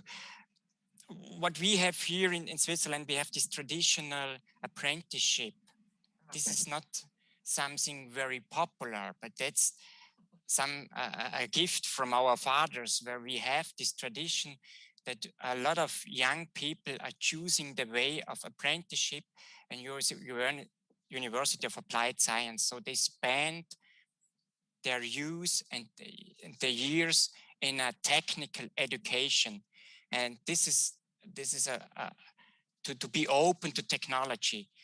We saw also a lot of young people they like smartphones, but they are afraid of mathematics and physics. They don't want to learn this, but they having around these gadgets and working with technology. And what we need to force is that technical is not complicated. So that's also what I tried in my talk, to bring it down, to make it very simple, this stuff, not always telling about what engineers can handle complex systems. So this kind of culture to every country, every person can establish that kind of thinking. Going to the technique, don't be afraid. Learning in very, very small steps. And the first steps are the hardest to get in. Not at the end making a big master thesis in a high sophisticated system. That the first starting is important. As also, Barbara said what Switzerland is doing is to introduce this love in technology in the first step, in the kindergarten or in the primary. That's maybe it's renewable sources. Children love solar power, but it can be anything which is technique and to bring up the force to keep it quite simple and explain it. And this is a cultural issue. Okay, thank you, Pak Marcus. Maybe Mrs. Barbara can add the answer. Yeah. Hold. Pak Martin, just hold on, okay? Okay, yes, I just can reinforce what Marcus Marsteller said right now. I think it's important to start from the very beginning to do kind of technical education from primary school until secondary school. And then I think we do have a system where we have quite the vocational training. So and on the other hand, we do have the branch where it goes to the baccalaureate. So I think renewable energy and all these technologies, they go into different levels, and recording to the level, we also the intention and the degree of the knowledge will increase. So on one hand, we have the professionals, the skilled professionals. On the other hand, we do also have the engineers, but we do have on basic also these professions like people who installate the solar panels, for example. So I think it's really important that all these different levels play together. So that part. Okay. Thank you, Sulala. Okay, Pak Martin, please. Maybe just to add a little bit about the aspect of the urge to have something in South Kalimantan. The Swiss project, which is currently implemented in its early stages, does focus in the first phase on Eastern Indonesia, because we are working on the two technologies of solar PV and hydropower, and in Eastern Indonesia, the potential is biggest for that. Now, in the second phase, there will be biomass added, and then certainly Kalimantan and Sumatra are the two main islands where that kind of technology is rather to be applied. And therefore, there is a good chance that in the second phase, we might have a look at South Kalimantan as well. Okay, thank you, Pak Martin. Pak Martin knows well about Kalimantan. There is many sources of the energy in Kalimantan, just not the coal and the oil or gas. There are many of the river from the hydro to the hydropower and the biomass, biomass from the swamp. Yeah. So maybe this is renewable energy for the energy alternative replace the coal and the oil and gas or fossil resource, fossil fuel for the generate the electricity. Okay, we can continue to the next question from the Trivena Haruyuki. Good afternoon, ladies and gentlemen. This is for the all panelists here. It was said in the presentation in the upcoming years, we are expected to use more wood and more solar panel as our renewable energy. We have to acknowledge that using more wood lead to the deforestation and accelerated soil erosion. At the same time, solar panel also contributes in the pollution due to the material of the panel, and solar panel also affect land use too. How the government of Switzerland mitigate these challenges to make sustainable resources of electricity? Okay, who is can answer the question from the panelists?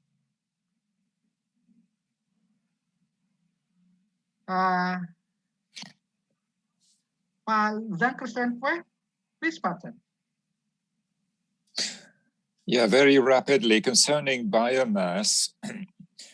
It's a bit like hydro. There are very stringent sustainability rules attached to it. So it's not chopping down the forest. It's really you have to invest in the forest, and you have many countries in Europe. Take for instance Sweden, which probably produces now close to half of its energy needs through biomass, and the volume of forest continues to grow. So forest management and the use of biomass go hand in hand. The second question about photovoltaics, here again, people are becoming more aware of the environmental impact of photovoltaics. So also in Europe now, there are efforts being undertaken in order to actually regulate the whole life cycle of photovoltaics. So also the disposal, end of life of photovoltaics is actually regulated. It's actually the same with batteries. People are now also looking at batteries in order to reduce the environmental impact of batteries when it comes to critical or toxic materials. Thank you. Okay, thank you very much, Pak Jean-Christophe. Maybe Pak Marcus Staller can join the answer. Yes, there was, as I understand, also the question rising to put solar panels in the field and the land use. And we see that, especially in Germany, broad fields filled with photovoltaic. As Kurt mentioned, Switzerland is very dense, so we don't have the space to put solar panels on the field. We use it on the rooftops, and there was a long discussions about that, and we know that with the rooftops of the houses which are installed in Switzerland, we can nearly cover the production of the whole electricity in Switzerland. Also maybe using the walls, the facades. We have still then the storage. So we produce in the summer and use energy in the winter, but we see that the potential using all the roofs is very high. So first start with the roofs, and then we are a big step further. Okay, yes, in Switzerland do not use on the field for the solar panel. Only for the using the roof of the house. Yes, so different situation in Indonesia. Yeah, Indonesia more of the, especially in Kalimantan, most of the land have the forest and can call but the rainforest. So very many wood. They can impact effect of the land clearing, especially for the, I don't know how, but the solar panel field in Kalimantan. But okay, this is maybe not suitable for the because we have different situation in Switzerland and Indonesia. Maybe Pak Jean-Christophe can Well, I just wanted to add. Actually, one solution which doesn't address the full problem of land use is also floating solar. And actually, you just installed a 145 megawatt floating solar at the Girata Dam with an investor from Abu Dhabi. So there are many solutions. Use land which is not necessary for other purposes such as settlement and agriculture. And there's still rooftops, water reservoirs, and so on. There's many opportunities. And Indonesia, with that dam, has already led the way. Thank you. Okay, thank you very much, Pak Pak Martin. Okay, Pak Martin join the answer. Please, Pak Martin. Just adding a bit about the biomass. When you look at Kalimantan or as well Sumatra, that you have all those huge plantations. This is primary forest which has been destroyed already. It's too late to save that one. But they are producing an enormous amount of biomass, which is de facto waste. And using biomass for energy production would mean to take that waste and do something meaningful with it, and that would be energy production. And not Thank you. And clear the forest and use that for energy production. That's certainly not the idea. Yeah. Okay, thank you, Pak Martin. Good solution from the Mr. Poy here about the floating solar panel. Yeah, we just built about the in Cirata, maybe the Kalimantan can do the same condition. Yeah, make a solar panel. I don't know, and on the swamp maybe. Okay, we have the next question. We have still much time here. Okay, we have the next question here. Just a moment. Okay. This is from the Edo Alvaro Sebayang. Good afternoon.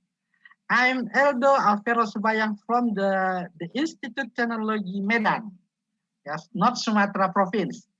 Major mining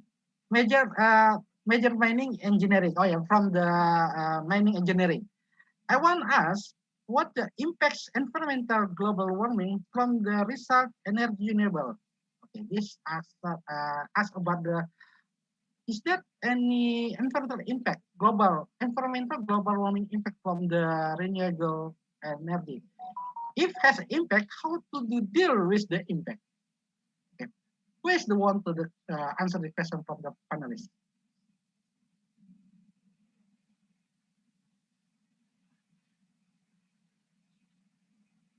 Okay.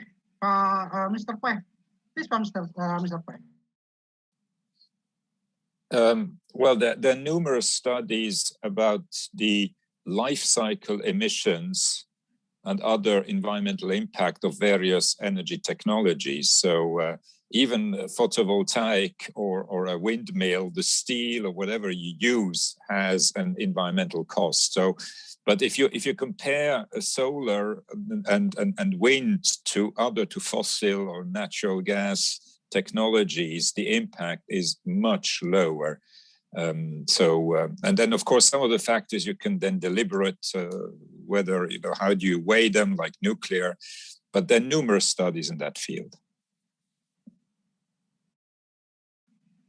Okay, so the solar is lower impact than the other renewable energy for the environmental issue, global warming, especially. Maybe when the material that we use for the build the solar panel much more lower than the other energy resources That's like what Poe said about the wind turbine, natural gas, and the others of the fossil fuel. Okay, thank you, Pak Zain. Okay, we go to the next question. Maybe the last. Maybe the last question.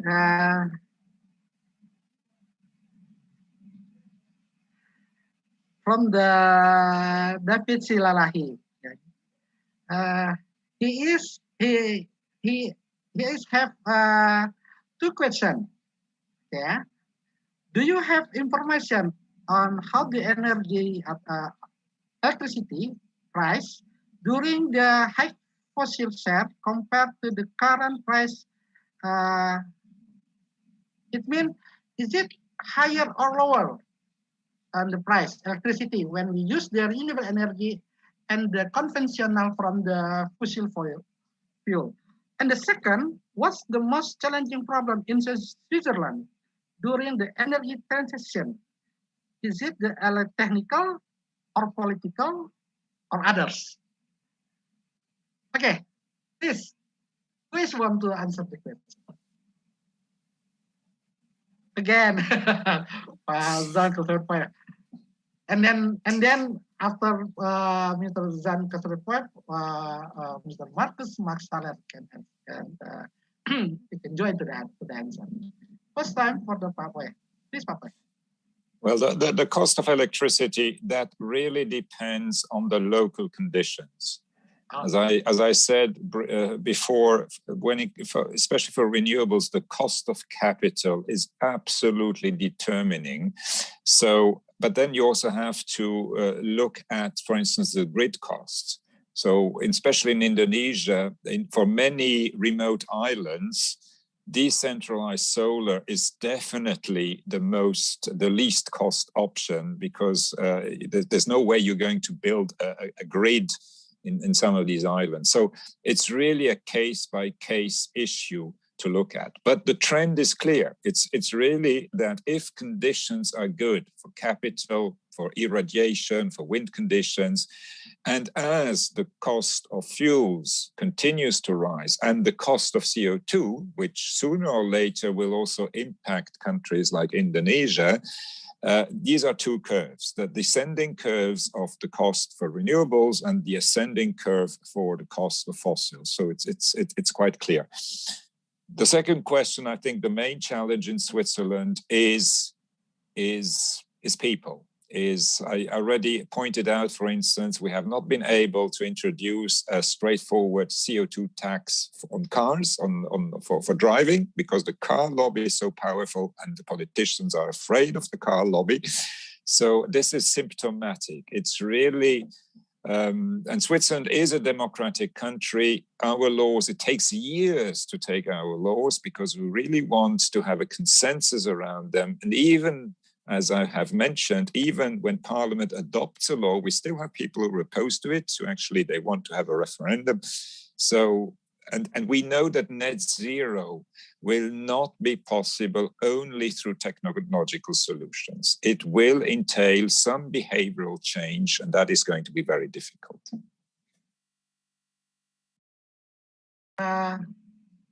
We continue to the Mr. Marcus Maxtaler. Yes, thank you. As Shaw already said, the important thing are the people.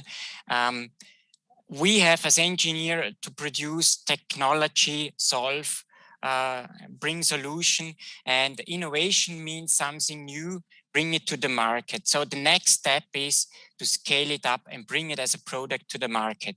So, and then we are at the starting point. From there on, we have to introduce that into the society. Maybe some early adapters installing solar panel, this will not change. This will not bring that energy transition.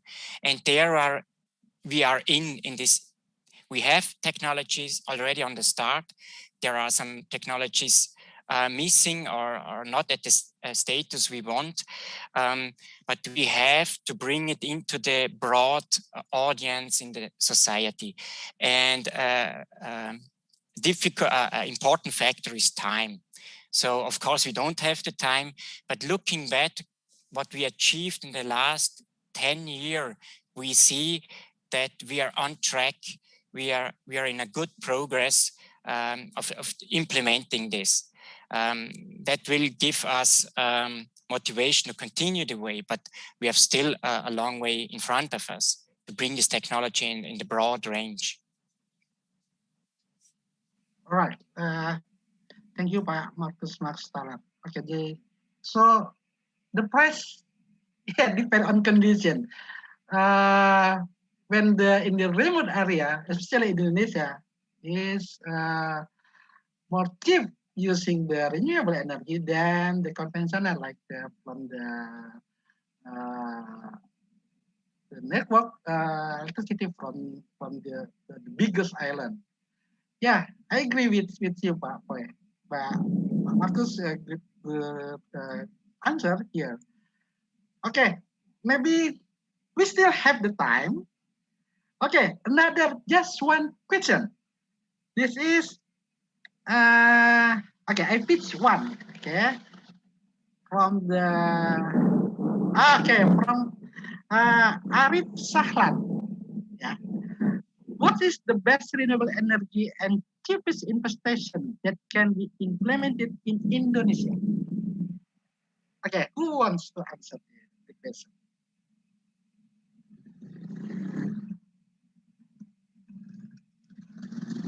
Pak Marcus?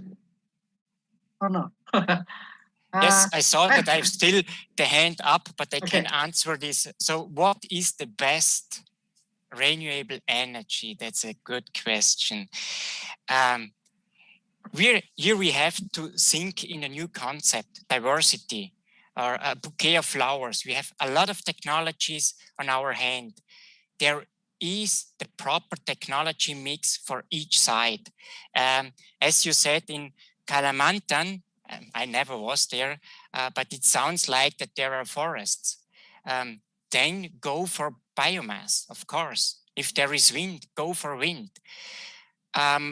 Indonesia has this cultural background of diversity in the culture, and I think that's a strength. Here in Europe, we strongly focused on the question, which is the best to fit it all over Europe.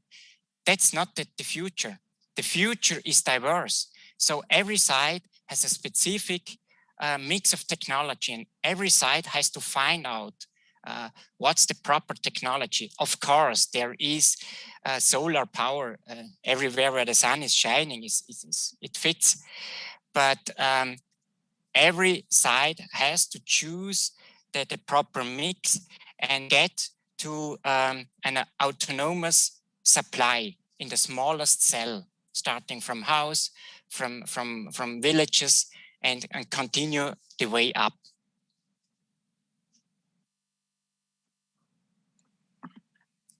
Thank you, Pak Marcus. Yeah, maybe the others want to complete the answer from the Pak Marcus. Pak Martin, please, Pak Martin. Maybe looking again a bit more at the Indonesian particular focus. I can only underline what Marcus said, that it is not about singling out one single technology. It's about having the right mix and having the right solution for a particular region. And the strengths and weaknesses in those regions are very different. At the one place, as we said before, you have plenty of waste biomass you can use to produce energy. One place, there is a few in Indonesia which have quite steady winds. Obviously, wind would be the right energy to use there. Then in eastern Indonesia, you have long periods with almost no clouds, which is fantastic for solar PV. Between the islands, the island chain of Sumatra, Java, and onwards to Timor, we have very narrow gaps, which produces big currents. There, the currents of the sea can be used to produce energy, renewable energy. We have hydropower in Indonesia in quite a significant amount. Then Indonesia is the biggest source of geothermal energy in the world. It depends where you are in Indonesia. You cannot say there is one technology for Indonesia. You have probably a set of some 6-7 technologies which in the next 20 years will be implemented depending on the very location. Okay, thank you, Pak Martin. To complete the answer from this question, okay, maybe this is the last.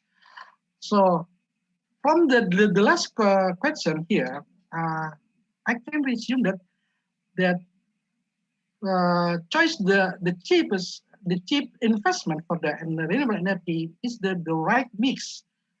Not only one renewable energy resources, but more than one. Maybe mixed with the hydropower and the biomass in Kalimantan, solar panel and the hydropower like and the West Java like in Cirata. This is many solutions for how to develop develop about the renewable energy in Indonesia, especially. I hope this is not the final we join in the webinar. Only the program. We can continue or sustain the partnership about Switzerland and Indonesia in the future, especially in the renewable energy. Not only the technology, but the human resources or human capital. Yeah. Thank you very much for you, our panelists. I'm so happy join with you, join to the webinar and answer every question in the Q&A room, but that's not all. We can answer here today because the limitation of the time. But very nice. It is a good step for us, for Indonesian and government and the Switzerland federal government to continue the partnership and the renewable energy in Indonesia, especially. Thank you very much. We can continue this agenda to the MC today, Mr. Jonathan or Pak Tri Prayogo. Please, Pak Jonathan. Alright, thank you very much, Mr. Aperta. Terima kasih kepada Bapak Aperta yang telah memandu sesi ini. And also thank you to the speakers, Mr. Jen and Mr. Marcos, Miss Barbara, and also Mr. Martin for the information and knowledge which have been given to us. And also thank you to the all panelists, and thank you very much to Mr. Kurt Kunz, the Switzerland Ambassador for Indonesia. Okay, before we close, please welcome Mr. Laude for a little closing word. Thank you, Pak Yogo. On behalf of Pak Prahoro, thank you very much, His Excellency Ambassador Kurt Kunz, still with us until the end of the session. Thank you. Also thank for all prominent speakers and panelists from Switzerland for the very valuable sharing on our webinar today. I hope we can continue to other valuable topics of webinar then. Finally, also thanks to all participants. See you on the next webinar. Thank you. Thank you. Thank you very much. And for the last, Mr. Ambassador, could you please say a little closing words? Yeah, thank you very much. I have been following with, I've been following with great interest this discussion, and I find we have had a lively interaction also, which is not so easily to be achieved online and with so many people participating. But I'm quite impressed by the good exchange we have been able to have. I take different things with me out of this discussion. I've also been learning by so many from so many knowledgeable people here. We are in the lucky situation that our program for economic cooperation and development will continue for another 4 years. So there is really room to work also on this topic, to go also deeper into this topic. Both Indonesia and Switzerland are committed with Agenda 2030, with the Paris Agreement. There is a lot of urgency to really move forward to do this energy transition. There is a lot to be done in both of our countries. It has been well described, relative respective situations. And well, I will be very supportive of anything we can do together. And I'm very much looking forward to further contacts on this very subject. Thank you very much. All right. This is the end of our webinar. So for all panelists, so for Mr. Kurtkunz and also the speakers, maybe you may leave this meeting, and I will announce to the audience that have participate actively. Kami menginformasikan kembali kepada Bapak dan Ibu rekan energi. Thank you very much ya setelah hadir dalam webinar kami. Jangan lupa untuk memfollow dan subscribe akun sosial media PPSDM KIBTKE untuk mendapat update berita-berita terbaru tentang kami, juga update webinar kami selanjutnya. Dan sebelum mengakhiri, saya ingin menyampaikan siapa yang akan mendapatkan pemenang. Hadiah menarik ya. Sebelumnya kami ingin memperkenalkan diri bahwa PPSDM KIBTKE mungkin bisa untuk men-share. Iya, kami adalah Pusat Pengembangan Sumber Daya Manusia, Ketenagalistrikan, Energi Baru Terbarukan, dan Konservasi Energi yang bertugas untuk mengembangkan kompetensi di bidang sumber daya manusia di bidang KIBTKE. Mungkin bisa lanjut. Iya, kami melayani untuk penyelenggaraan pendidikan dan pelatihan di bidang KIBTKE, kemudian ada sertifikasi kompetensi di bidang KIBTKE, juga ada bimbingan teknis dan juga in-house training, dan juga konsultasi dan audit energi pada bangunan gedung dan industri, serta ada pemanfaatan fasilitas lainnya untuk kegiatan paket MICE, Meeting, Incentive, Conference, and Event. Dan selanjutnya, ini adalah salah satu kegiatan distance learning di bulan April 2021. Catat tanggal mainnya, di sini ada pelatihan teknik untuk uji layak operasi untuk PLTD maupun genset. Juga ada pelatihan teknis untuk instalasi rooftop PV untuk rumah tinggal.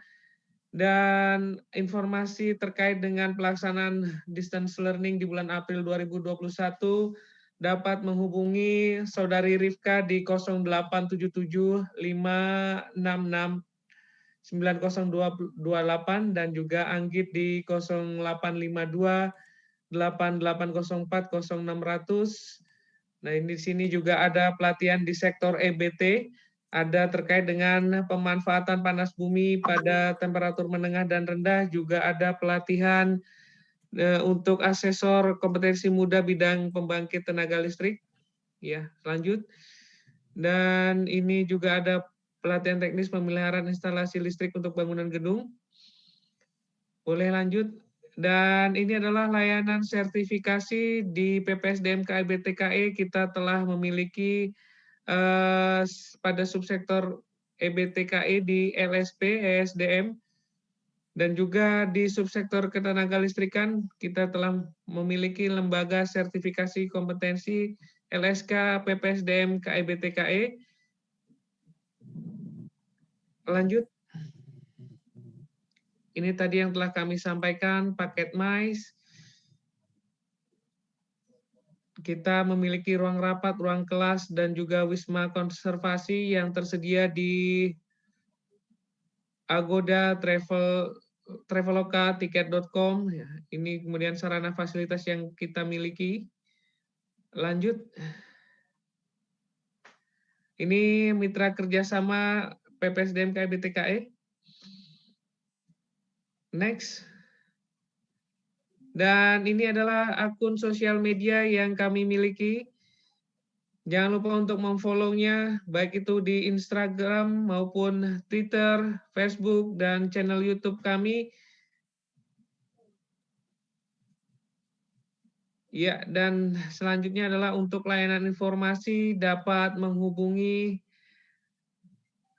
rekan-rekan kami. Di sini ada Mas Zuhud dan Mas Niko, Mas Ahir, Mas Anggit, dan Mas Harijana ataupun Mas Julfa. Jangan lupa untuk men-screenshot layarnya untuk tidak lupa mencatat nomor kontak layanan informasi kami. Baik, terima kasih. Dan kami ingin menyampaikan selanjutnya 3 penanya terbaik untuk mendapatkan voucher pelatihan gratis di PPSDM KIBTKE. Di antaranya yang pertama adalah Muhammad Sultan Novera Rega. Dan yang kedua David Silalahi, dan yang ketiga Trivena Haruyuki. Selamat kepada pemenang yang tadi telah disebutkan namanya, kami akan hubungi untuk klarifikasi lebih lanjut. Dan 1 voucher pelatihan gratis akan kami berikan bagi rekan-rekan energi, Bapak dan Ibu sekalian yang men-share serta memberi testimoni pada acara webinar kita hari ini, dan men-tag PPSDM KIBTKE kepada 5 orang teman lainnya, dan peserta terpilih akan kami umumkan di media sosial PPSDM KIBTKE. Bapak dan Ibu rekan energi sekalian, dengan demikian selesai sudah webinar kali ini. Semoga dapat menambah wawasan dan pengetahuan tentunya. Sampai jumpa di webinar kami selanjutnya. Kami dari panitia undur diri. Mohon maaf atas segala kekurangan. Terima kasih, tetap sehat, tetap semangat, tetap jaga jarak, jaya selalu Indonesiaku. Dan tak lupa selamat berbuka puasa bagi yang menjalankan. Terima kasih. Wabillahi taufiq wal hidayah. Wassalamualaikum warahmatullahi wabarakatuh. Selamat sore dan terima kasih.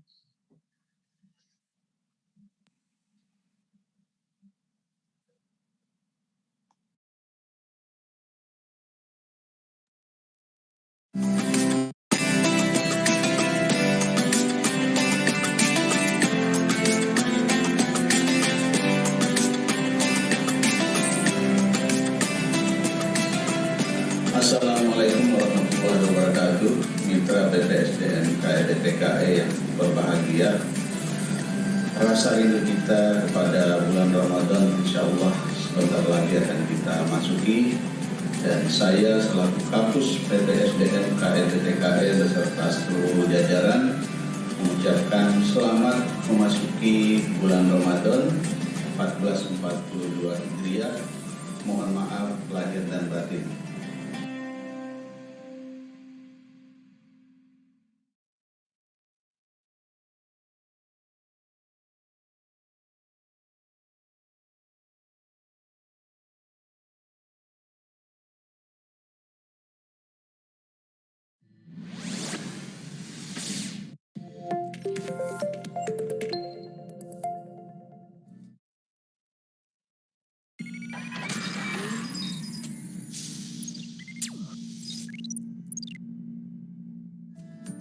Yang pertama itu kita dipelajari pemilihan lokasi. Lokasinya yang mampu dijangkau, kemudian penggunaan tali, kemudian jangkarnya. Di samping itu masalah jarak tanam. Jarak tanamnya itu 20 cm dengan berat bibit 100 gram. Panennya 40-45 hari.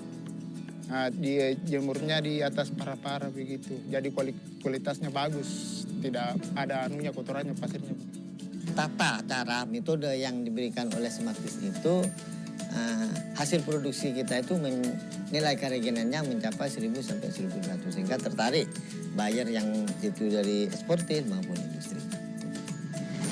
Dari Smartfish dan Astruli juga pernah berpikiran untuk membuat satu umbrella branding. Lalu difasilitasi, lahirlah Indonesia Seaweed.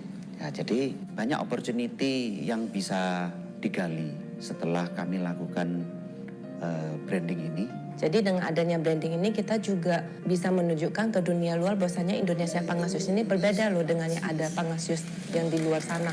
Mungkin dari segi kualitasnya yang kita tekankan gitu loh. Biarpun harga kita lebih tinggi tapi kita punya kualitas yang lebih bagus dibanding dengan negara lain.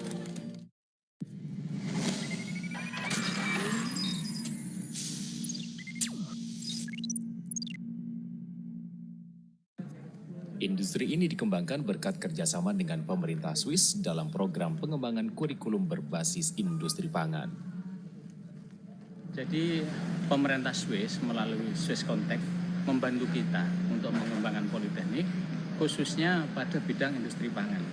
Ini kita mulai tahun ini sampai 4 tahun ke depan dan alhamdulillah kalau perkembangannya bagus, progresnya bagus akan ditambah lagi 4 tahun ke depan. Ini dalam rangka meningkatkan kemampuan kita. Dalam hari ini adalah mengupgrade kurikulum kita disesuaikan dengan kepentingan industri.